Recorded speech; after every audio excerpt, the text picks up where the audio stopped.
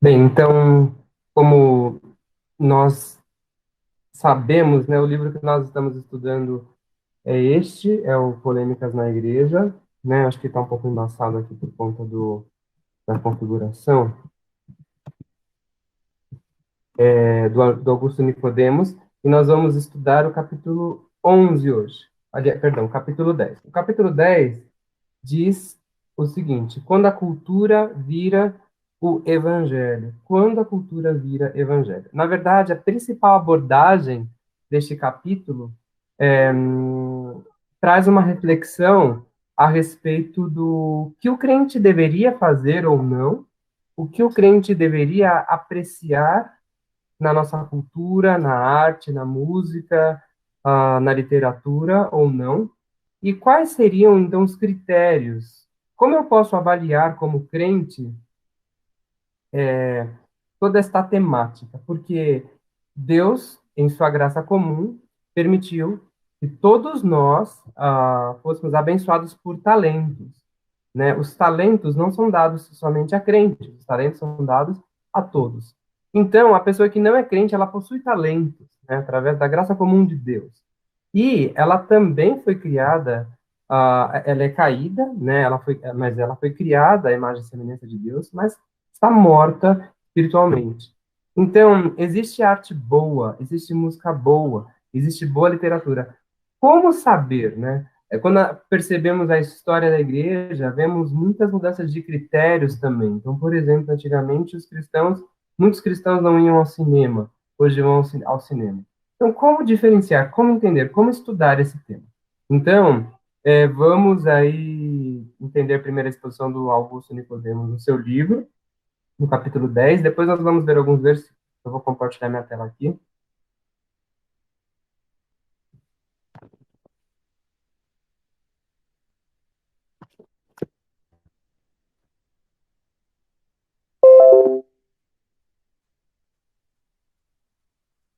Então, quando a cultura vira evangelho. O versículo escolhido para essa lição é João 17,15. Não peço que os tires do mundo, mas que os livres do mal. Né? Essas foram palavras de Jesus para nós, para aquele momento também da igreja que se formava. Não peço que os tires do mundo, mas que livres do mal. Então, primeiramente, vamos definir cultura. Né? O que é cultura? Cultura é o conjunto de valores, de crenças e práticas de uma sociedade em particular, incluindo a arte, a religião, a ética, os costumes e a maneira de ser, se divertir e organizar. Então, de que maneira nós cristãos podemos nos relacionar com a nossa cultura?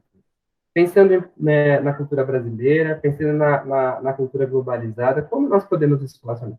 Então, como eu falei, existe a graça comum, o ser humano é agraciado por Deus com talentos e faz coisas boas. Agora, da mesma linha em que o cristão tem talentos e é capaz de fazer coisas boas, porque ele é agraciado por Deus, por conta do pecado e da sua depravação, o ser humano depravado, né, o ser humano corrupto, corrompido pela sua natureza pecaminosa, pela carne influenciada pelo pecado, usa o seu talento para coisas ruins, para depravar aquilo que deveria ser belo, né? Então não existe uma cultura neutra, a cultura reflete a situação moral e espiritual das pessoas ali inseridas. Portanto, toda cultura abriga valores pecaminosos, né? Nas crenças, porque as nossas crenças também contêm culturas, não existe uma música igual no Brasil,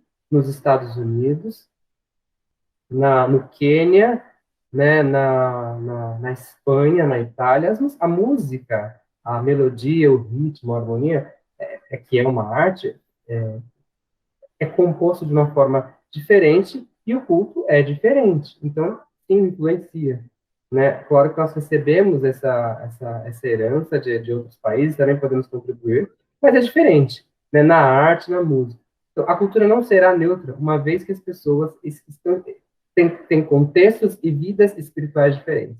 Então, infelizmente, a cultura abriga esses valores pecaminosos que eu citei.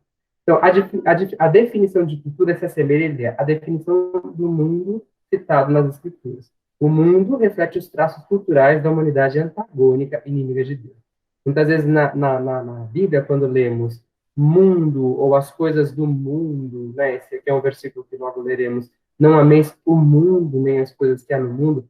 Todas essas citações referente a mundo, na verdade, a maioria dos escritores tem a tendência ou tem a intenção de dizer a cultura corrompida, não a cultura boa. Né? Tudo aquilo que é antagônico, tudo aquilo que é distinto, está no outro polo de santidade. Então, na verdade, depravação. Toda vez que a Bíblia fala mundo, ela diz isso. Então, aqui temos alguns exemplos bíblicos que já começam a trazer sobre nós algumas ideias de como avaliar o que podemos e o que não podemos. Então, não ameis o mundo, nem as coisas que há no mundo. Se alguém amar o mundo, o amor do Pai não está nele, porque tudo que há no mundo, a concupiscência da carne, a concupiscência dos olhos e a soberba da vida, não procede do Pai, mas procede do mundo. Então, se nós parafrasearmos este versículo, né, com todo cuidado, poderíamos ler: não ameis a cultura corrompida, nem toda a corrupção que nela há. Né? Se alguém amar o que é corrompido, é porque não entende o verdadeiro amor de Deus. Porque tudo que está nessa corrupção, aí agora ele explica a concupiscência da carne, quer dizer, os desejos fortes pecaminosos, a concupiscência dos olhos, né, tudo aquilo que os olhos desejam. E neste sentido, a concupiscência, que é o desejo forte, é relacionado ao desejo forte pecaminoso. E a soberba da vida não coincidem com Deus, mas coincidem com a cultura corrompida.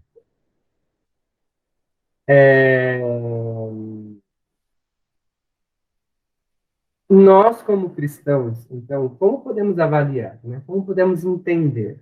O que podemos apreciar? Se não temos Cristo imperando no nosso dia a dia, se não temos Cristo crescendo, se o processo de santificação no nosso dia a dia não é algo comum e rotineiro, naturalmente as nossas escolhas,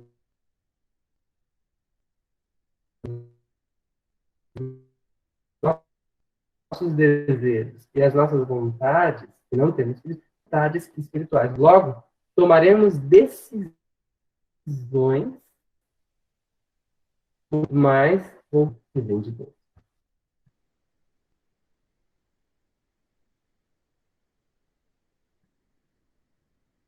Aqui tem um outro exemplo, do Tiago capítulo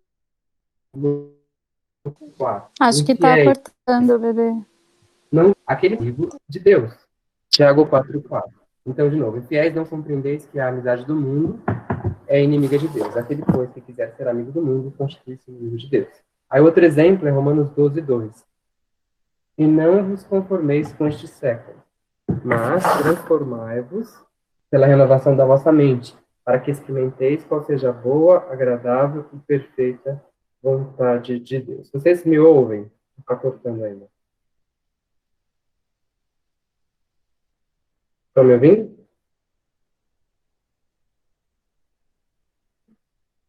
Acho que agora voltou.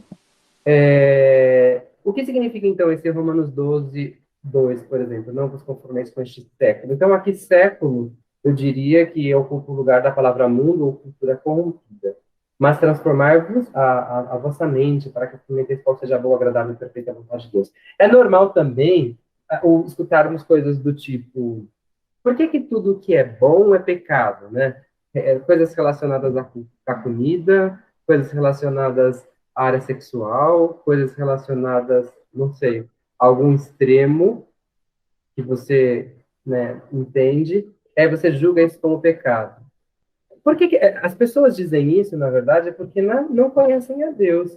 Porque Deus coloca e tem os seus princípios, a sua natureza, e quer comunicar isso com eles, né? Os seus eleitos deveriam desejar isso, que é o que a gente já estudou, por exemplo, na situação em Deus, porque ele quer ensinar para nós que o que ele deseja para nós é bom.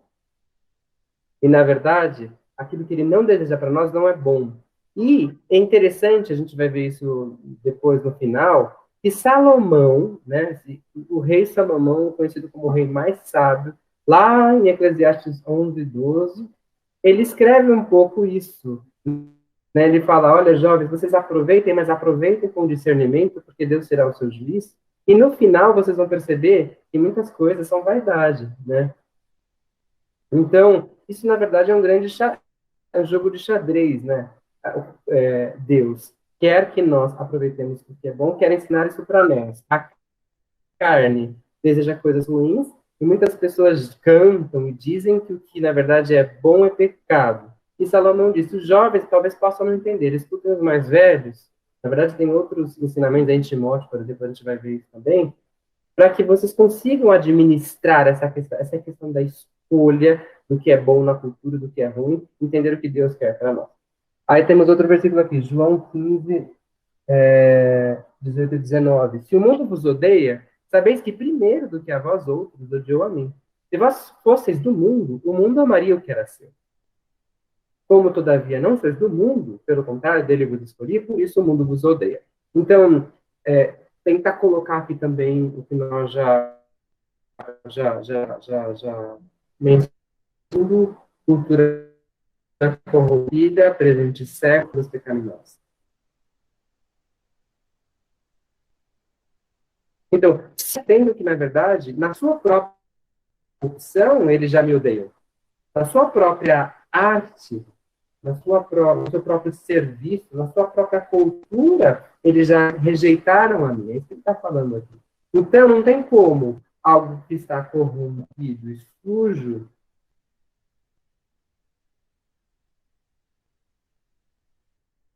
coisas, pelo menos buscam, né, coisas santificadas, e não quando fazem coisas corrompidas, né?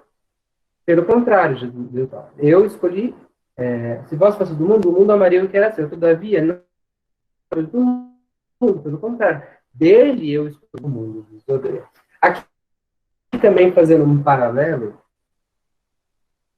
por exemplo, de práticas culturais das igrejas primitivas versus, perdão, as práticas culturais do mundo nos tempos de Jesus, logo no primeiro século, versus a igreja primitiva. E a gente vê relatos do apóstolo Paulo nas suas igrejas também nessa linha. Por exemplo, lá no livro de Colossenses.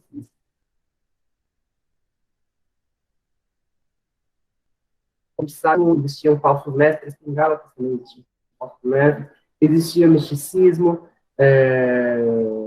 naquela cultura greco-romana, o imperador era Deus, eles ofereciam incenso a César, que mais? Existiam muitas questões sexuais, orgias que eram práticas comuns.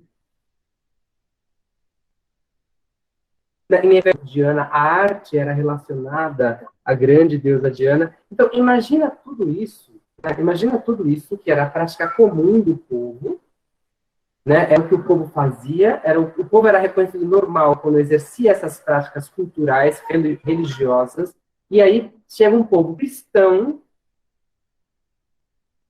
pregando coisas diferentes, constituindo formas diferentes, eram loucos.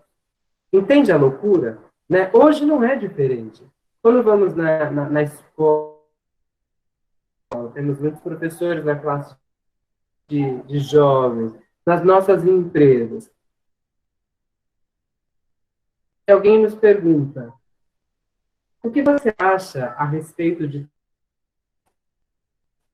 Então, e um cristão responda, veja, eu como cristão, eu sou trouxesse boa notícia, boa nova, evangelho.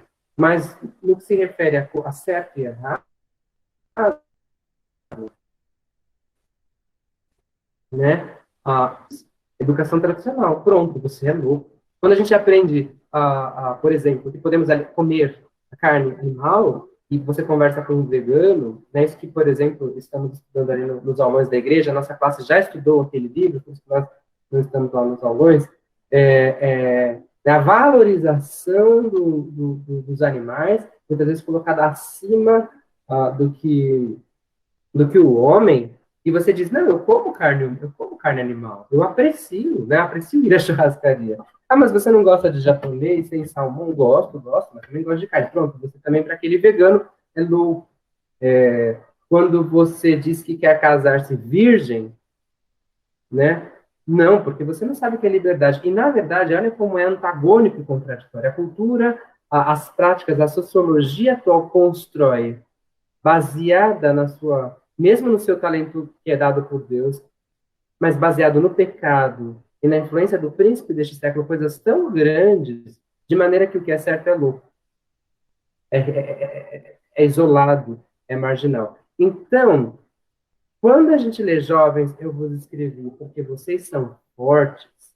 Quando a gente lê em Eclesiastes, jovens, aproveitem, né, a sua cultura, a sua arte, mas tenham sabedoria porque Deus vai julgar, todas essas questões precisam estar claras na nossa mente, né? A identificação do que é corrompido ou não, que sim, nós seremos, vamos dizer, marginalizados, separados, e que o mundo vai nos achar, no mínimo, estranhos.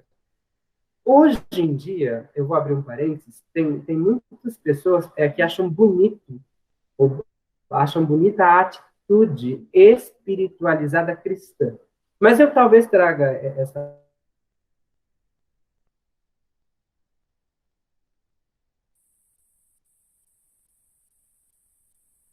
buscando respostas em muitas coisas, e no primeiro momento, quando eles veem um crente, né, aquela música bonita, emocionante, atitude de ação social, eles acham bonito.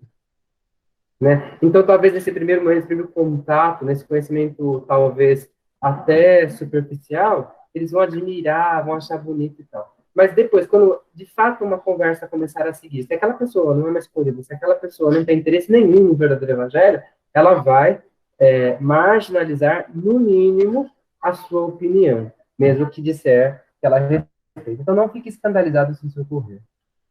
Então, o mundo, o homem foi criado à imagem e semelhança de Deus, mesmo com a quedação graciosa, nós já falamos isso, já falamos sobre essa pergunta. Então, aqui também existem alguns exemplos, né, quando eu disse para vocês da graça comum, da onde Deus concedeu à humanidade habilidades muito específicas. Quando a gente lê lá na construção do tabernáculo, por exemplo, a gente vê que pessoas foram escolhidas especificamente para desenvolver uma série de habilidades para a construção do tabernáculo lá no Pentateuco. Né, a gente vê, por exemplo, aqui a descendência de Caim, que era caída, eles eram ferreiros, né, aqui também fazendores de tendas. Autores citados por Paulo, por exemplo, Epimênides, Menandro, pessoas que tinham habilidades específicas. Então, como o cristão age quando vai pregar o evangelho na nossa cultura ou em culturas vamos dizer assim, específicas? Né? Por exemplo, se já temos dificuldade de pregar o evangelho hoje em dia, porque a moral e a ética são muito distantes do cristianismo, antigamente não eram distantes na sua fala, mas eram distantes na sua prática, né? Por exemplo, se a gente lê a gente escuta essas séries da Netflix que agora estão fazendo uma alusão aí aos reinos ingleses, né? 1800 e pouco, 1900, temos aí a Coroa, outras séries, outros filmes, a gente vê que existe uma moralidade, mesmo a moralidade imposta, que hoje o cristianismo não aceita, mas uma moralidade, uma ética, enfim, mas a prática daquelas pessoas é totalmente hipócrita e farisaica.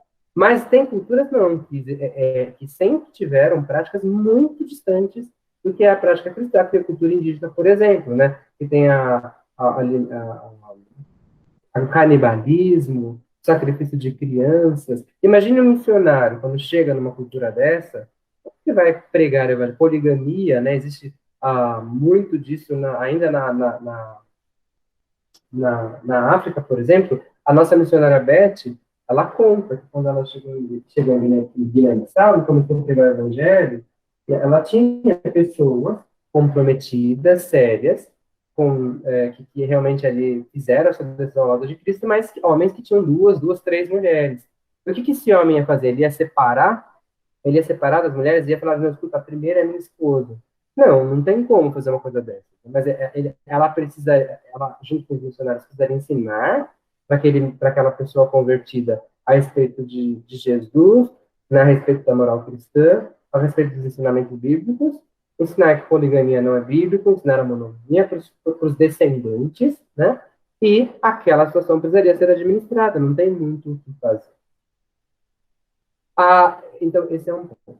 Agora, também do outro ponto, né, falando no mesmo linha de raciocínio, o cristianismo também não pode se isolar sem interpretar a arte boa do que Deus permitiu que seu povo realizasse. Tem grupos que se opõem à ciência, à arte, à música, à literatura, totalmente. E essa postura também não representa a postura cristã bíblica. Então, eu vou trazer um exemplo. Existe música muito boa, poética, arte, que não é um culto de adoração a Deus, mas é uma música a ser apreciada. Então, tem cristãos que olham para essa música e falam, não é música cristã, eu abomino.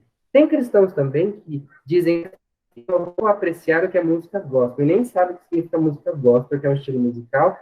Diz que música gospel é qualquer música que tenha a palavra Jesus, Deus e adoração. Mas se aquela música for totalmente behaviorista, né, centrada no homem, não teocêntrica, centrada em práticas cristãs corrompidas, aquela música é tão corrompida, suja e imoral quanto qualquer outra. É muito comum na cabeça do cristianismo dizer, bem, imoral é questões relacionadas à depravação sexual, ao roubo, a drogas, mas esquece que é pecado e depravação também distorcer a boa notícia real, o evangelho, o Cristo Deus como centro do universo.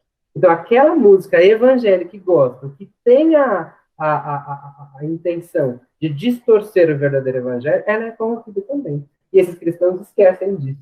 Então, veja como, de novo, jovens, eu vos escrevi porque sois fortes. Porque vocês, né, eu vou me incluir, estamos num momento de disposição física, mental, de estudo, onde podemos desenvolver com uma série de conhecimentos, nos aprofundar das escrituras, para ser bênção até para os mais velhos, aqueles que estão aprendendo, dizer, veja, olha o que é arte, olha o que Deus ensina, olha o que nós temos aqui, vamos discernir, vamos escolher bem, né? Vamos fazer bem, né? E também isso, né? Acho que isso é um grande desafio.